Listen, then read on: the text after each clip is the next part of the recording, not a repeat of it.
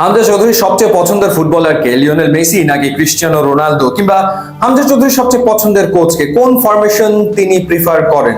নিশ্চয়ই ভক্ত সমর্থকদের জানার তীব্র রকমের কৌতূহল রয়েছে এবং সম্প্রতি হামজা চৌধুরী এক সাক্ষাৎকারে সে বিষয়টা খোলাসা করেছেন। তিনি বেছে নিয়েছেন তার দৃষ্টিতে সর্বকালের সেরা একাদশ এবং বেছে নিয়েছেন তার সবচেয়ে পছন্দের কোচকে। ইন্টারেস্টিং ব্যাপার, তার চোখে যে সর্বকালের সেরা একাদশ সেখানে কিন্তু জায়গা হয়নি পেলে কিংবা ম্যারাডোনার, অর্থাৎ তিনি তার সমসাময়িক ফুটবলারদেরকে বেছে নিয়েছেন। তার পছন্দের ফরমেশন হচ্ছে 4-3-3, সেই ফরমেশনকে তিনি বেছে নিয়েছেন। সেই অনুযায়ী তিনি তার সর্বকালের সেরা একাদশকে চুজ করেছেন এবং কোচ হিসেবে তিনি নিয়েছেন পেপ গার্দিওলাকে। এবার যদি আমরা সেই দলটা নিয়ে কথা বলি, গোলকিপার হিসেবে ম্যানুয়েল নয়য়ার হচ্ছে হামজা চৌধুরীর সবচেয়ে পছন্দের, জার্মানির গোলরক্ষক ম্যানুয়েল নয়য়ার। এছাড়া ব্যাক লাইনে যে চারজনকে তিনি নিয়েছেন তার ভেতরে রয়েছেন দানি আলভেস, এরপর পাওলো মালদিনি, এরপর নেদারল্যান্ডসের ভার্জিল ফন ডাইক এবং ব্রাজিলের রোবার্তো কার্লোস। তো এর ভেতরে পাওলো মালদিনি হচ্ছে সবচেয়ে সিনিয়র ইতালির ফুটবলার, তাকে তিনি রেখেছেন সেন্টার ব্যাক হিসেবে।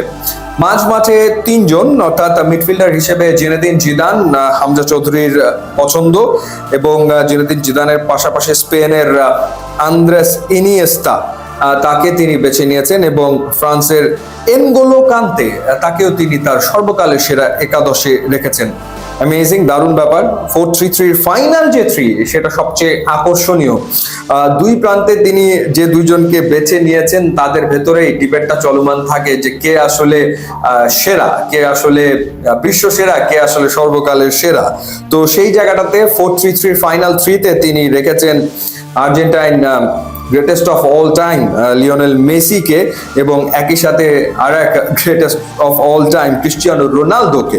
সো লিওনেল মেসি এবং ক্রিস্টিয়ানো রোনালদো দুজনই রয়েছেন এবং তাদের সাথে রয়েছেন ব্রাজিলের রোনালদো নাজারিও, তাকেও তিনি রেখেছেন।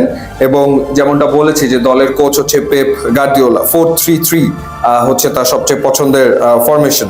সো দেখা গেছে যে গেল শতাব্দীর শেষ আর চলতি শতাব্দীর যে ফুটবলার রয়েছে তাদের ভেতর থেকে তিনি তার সর্বকালের একাদশকে